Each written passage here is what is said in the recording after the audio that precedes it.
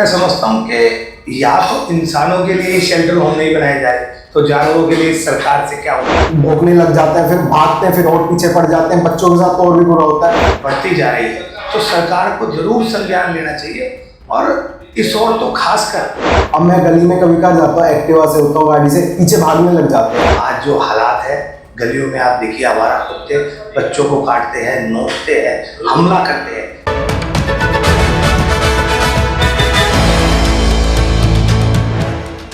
Supreme court ने हाल ही में आवारा कुत्तों की समस्या को लेकर एक सख्त आदेश दिया है, जिसमें दिल्ली एनसीआर से सभी आवारा कुत्तों को हटाकर शेल्टर होम में भेजने का निर्देश दिया गया है। इस आदेश पर जनता की मिलीजुली प्रतिक्रियाएं सामने आई हैं। गुरुग्राम के लोग सुप्रीम कोर्ट के इस फैसले का स्वागत कर रहे हैं, तो कुछ इस फैसले पर संशय भी जता रहे हैं।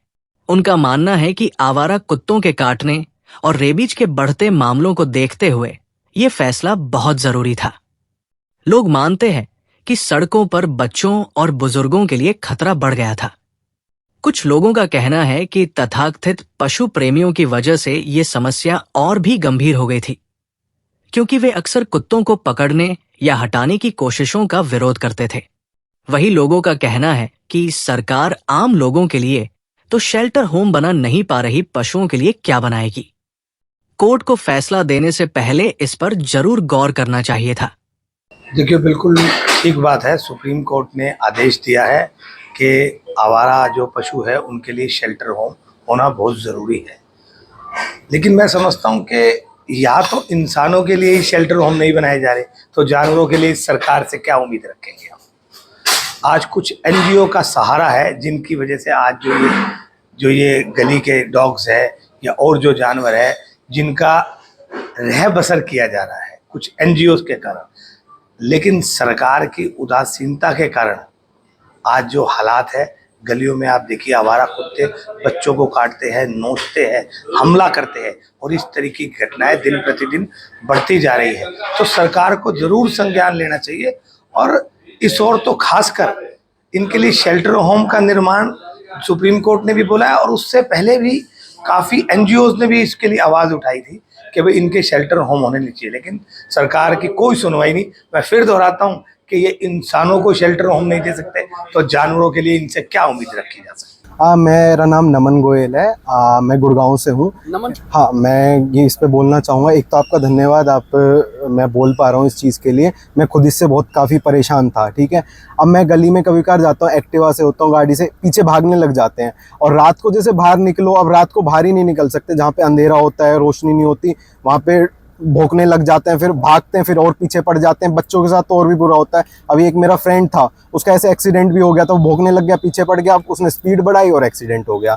तो मैं तो सुप्रीम कोर्ट को धन्यवाद करना चाहूँगा, इतना अच्छा डिसीजन लिया है। देखो, सुप्रीम कोर्ट ने ये तो बहुत अच्छा डिसीजन लिया है। जो स्ट्रीट डॉग हैं उनको तो धीरे धीरे 1 हफ्ते का टाइम लिया है, धीरे धीरे हटाएंगे जैसे होगा। वो 1 हफ्ता बोला है, 10 दिन लगे, 15 दिन लगे, धीरे धीरे सरकार करेगी। मगर अब जैसे देखते हैं किसी के घर में होते हैं, अब उनसे प्यार करते हैं, वो अब जाते हैं, वो सीधा चढ़ने लग जाते हैं, इंसान डर जाता है।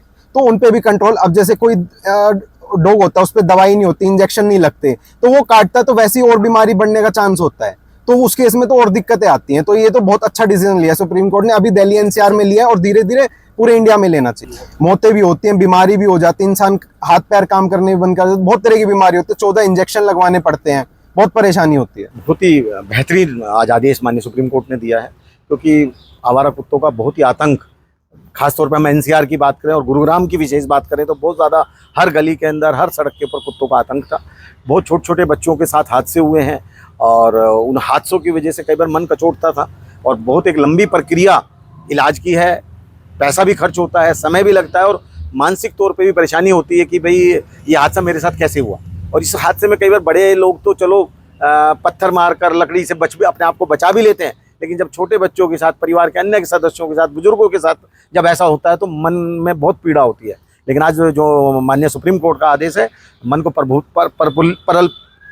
मन को खुश करने वाला आदेश है और लगता है कि अगर धरातल पर प्रशासन इसको अमली जामा पहनाने का काम करे तो बहुत जल्दी इन कुत्तों से हमें के आतंक से छुटकारा मिलेगा। मुझे लग रहा है कि माननीय सुप्रीम कोर्ट के आदेश के बाद वो सारी अवधारणा बदल जानी चाहिए जो डॉग लवर्स हैं उनको भी सोचना चाहिए कि ये बहुत सारे जो आवारा कुत्ते हैं ये हादसों का कारण बनते हैं, आम लोगों को आम जन को बहुत नुकसान पहुंचाते हैं। तो अब डॉग लवर्स भी मुझे लग रहा है कि समझ जाएंगे। अभी तक तो जो होना था वो कर लिया उन्होंने, वो लड़ने को भी तैयार थे, झगड़ने को भी तैयार होते थे, सुनते भी नहीं थे, अखबार बिछाया, कहीं भी फूड रख दिया। अब मुझे लग रहा है कि ऐसा नहीं होगा, और होगा तो ये तो माननीय सुप्रीम कोर्ट के आदेश की अवहेलना होगी, तो इस पे तो प्रशासन लगाम लगाएगा। नहीं, बहुत लंबा इलाज की एक प्रक्रिया है, बहुत समय लगता है, मानसिक तौर से आदमी को भरने में समय लग जाता है, परिवार पूरा डिस्टर्ब होता है। 10 से 15 इंजेक्शन लगवाए जाए, इतने दिन रेस्ट किया जाए, और उसके बाद भी मन में ये रहता है कि यार ऐसा कैसे हो गया, ध्यान क्यों नहीं दिया, तो बड़ी पीड़ा से निकलना पड़ता है। लेकिन चलो, वही हादसा बच्चों और बड़े बुजुर्गों के साथ होता है तो परिवार के अन्य लोगों को भी बड़ी पीड़ा होती है। तो बहुत अच्छा फैसला आज माननीय सुप्रीम कोर्ट। देखो, मैं इस बारे में बताना चाहूँगा कि प्रेजेंट टाइम के अंदर जो स्ट्रे डॉग हैं वो एक बहुत बड़ा चैलेंज है किसी भी म्युनिसिपल कॉरपोरेशन के लिए। और जो म्युनिसिपल कॉरपोरेशन गुड़गांव है वो स्ट्रे डॉग्स को लेकर उन्होंने 2 एजेंसीज हायर की हुई है, और उन दोनों एजेंसी का मेन काम ये है कि वो स्टरलाइजेशन का काम करती हैं और वैक्सीनेशन का काम करती हैं। तो दोनों एजेंसी के पास एक एक एनिमल बर्थ कंट्रोल सेंटर है जहाँ पर वो डॉग्स को ले जाते हैं, जिन डॉग्स को स्टरलाइज करना होता है, या जो इंजर्ड हो जाते हैं या जो रैबिड होते हैं, तो वहाँ पर उनका ट्रीटमेंट करती हैं, उनका सर्जरी वगैरह करती हैं, और फिर प्रॉपर टाइम में उनकी रिकवरी के बाद उनको उसी जगह पर छोड़ देती हैं, उसी लोकेलिटी में छोड़ देती हैं जहाँ से उनको कैप्चर किया गया है।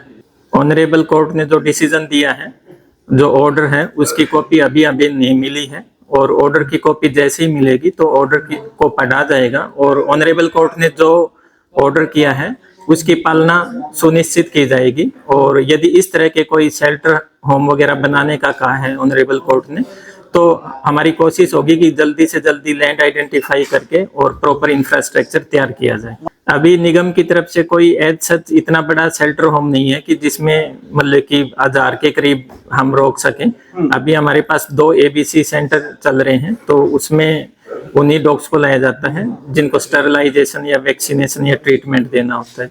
आज की जो हाउस की मीटिंग थी उसमें स्ट्रे डॉग को लेकर इश्यू उठा था, और उसमें भी यही बात आई थी कि भाई कि आने वाले टाइम में हम स्ट्रे डॉग्स को कैसे कंट्रोल कर सकते हैं, और ज़्यादा से ज़्यादा डॉग्स को हम स्टरलाइज और वैक्सीनेट कर सकें। तो अब ये डिसाइड हुआ है कि हम 4 एजेंसीज को हायर करेंगे। एट प्रेजेंट हमारी 2 एग्जैक्ट डेटा तो मेरे पास नहीं है कि कितने आ रहे हैं, ये CMO साहब से उपलब्ध हो सकता है। तो जो डॉग बाइट के केस होते हैं वो CMO साहब के वहीं जाते हैं ट्रीटमेंट वगैरह के लिए।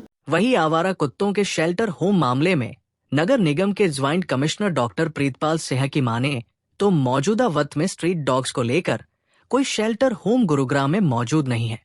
स्ट्रे डॉग्स के लिए AB नियम में अंकित किया गया है कि आवारा कुत्ते को संबंधित इलाके से काबू करने के बाद उसकी नसबंदी और रैबिज का इंजेक्शन लगा डॉग को उसी इलाके में छोड़ना होता है।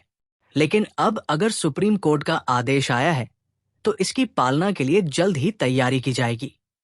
नगर निगम के ज्वाइंट कमिश्नर की माने तो आज नगर निगम हाउस की मीटिंग में भी आवारा कुत्तों की नसबंदी और टीकाकरण के बारे में चर्चा की गई थी, जिसके लिए निगम कमिश्नर द्वारा भी नगर निगम क्षेत्र के कुत्तों के लिए आदेश जारी किए गए हैं। बता दें, गुरुग्राम में हर रोज डॉग बाइट के 20 से 25 मामले दर्ज किए जा रहे हैं और ये आंकड़ा लगातार बढ़ता ही जा रहा है।